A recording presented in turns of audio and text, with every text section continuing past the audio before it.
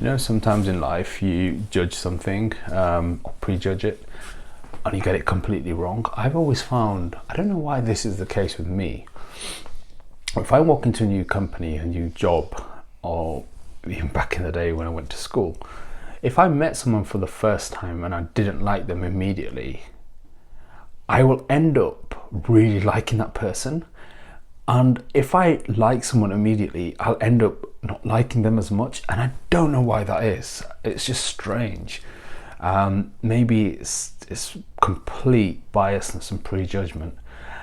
I do the same with a lot of songs. So I would listen to a song and first I'd be like, that's amazing. And then I'll listen to it again and again. And it's really not. And then I do that the other way around. And some songs really grow me. There's very few that I think are amazing immediately and stay amazing forever. And one of them was Sound of Silence by Simon and Garfunkel. And then I did a reaction to Disturbed's version or cover.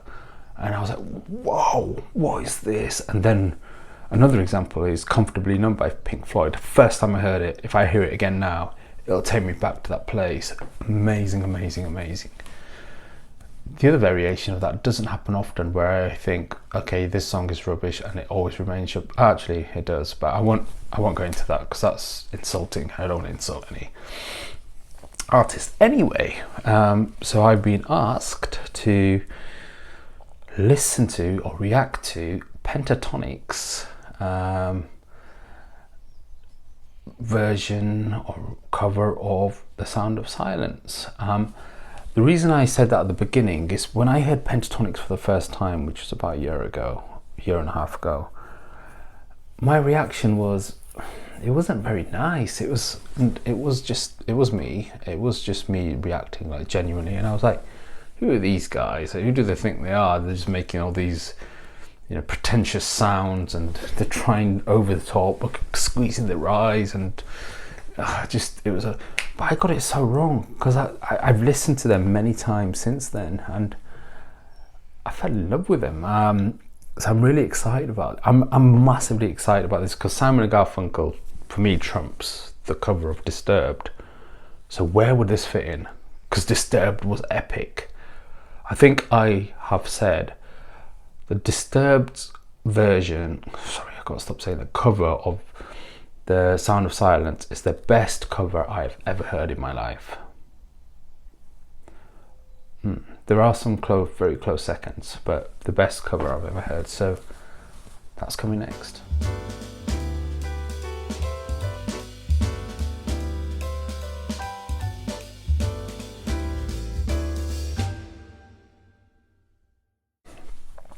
Guys, before I get into this, please do subscribe. It'd be great, you know, for more subscribers, only so I can get more reactions, more responses, more requests. I'm not here for the numbers. I'm not here for any money or anything like that. I just like listening to new music, and some people are following this journey with me. Not a lot, but every one of them counts, and it's about 3,800 at the moment, which is beautiful. All right, let's go in. Anyway, stop talking. Pentatonix, Sound of Silence. Hello, darkness, my old friend.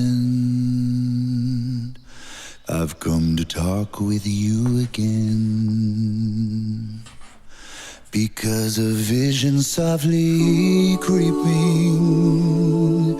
left its seeds while I was sleeping.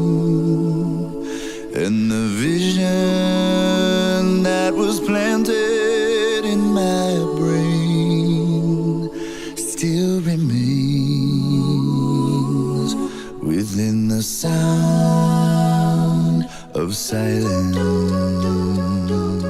In restless dreams I walked alone, narrow streets of cobblestone. Neath the halo of a street lamp, I turned my collar to the cold and damp. When my eyes were stabbed by the flash of a neon light that split the night and touch the sound of silence. And in the naked light I saw 10,000 people, maybe more. People talking without speaking. People hearing without listening. People writing songs that voices never share. And no one dare disturb the sound of silence. Of silence. Of silence. Of silence. Fool said you do not know. Silence like a cancer grows. Hear my words that I might teach you. Take my arms that I might reach you. But my words like silent raindrops fell and echoed in the wells of silence. And the people bowed and prayed to the neon god they made. And the signs are shining, falling, and the words that he was forming. And the signs said the words of the prophets are written on the subway walls and tenement halls, and whispered in the sound of silence.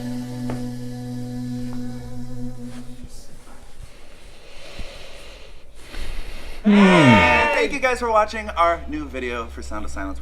Okay, I'm not going to go into the last bit. I'm just going to leave it at the song. Wow, that's my first reaction. I have a very obvious question. Was he making the sounds of the drums, or was that actual drums? I don't know. Whatever it was incredible. All right, that was mind-blowingly good. Did it give me goosebumps? Yes, it did. Did their vocals shock me? Absolutely. Everything almost for me was incredible about that. The music, the cover in itself, it did have hints of that haunting feeling I had when I listened to Disturbed's version cover of it, you know, where I was really taken into a parallel universe. And oh man, if you tapped me on my back while I was listening to that, I wouldn't have felt it. It was just, it completely transfixed me.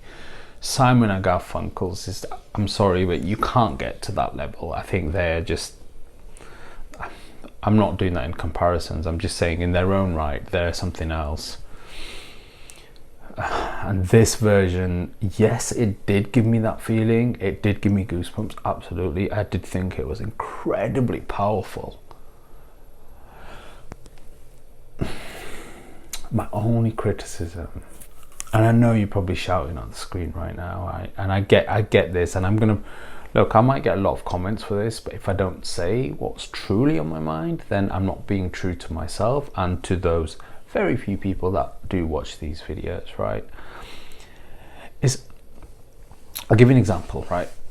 The greatest band I've ever heard, me personally, is Pink Floyd, right? The greatest musician, probably vocalist, not vocalist, the lyricist, greatest lyricist is Bob Dylan, right?